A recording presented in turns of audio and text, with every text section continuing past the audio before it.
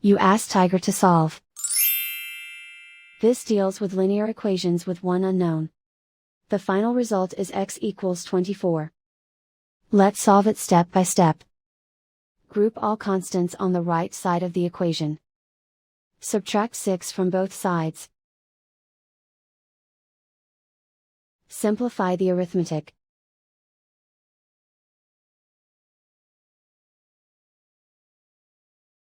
Isolate the x. Multiply both sides by inverse fraction 4/1.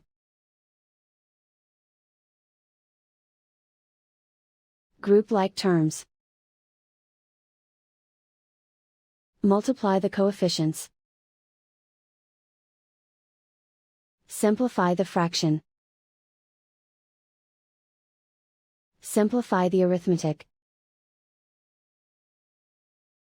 And so the final result is x equals 24.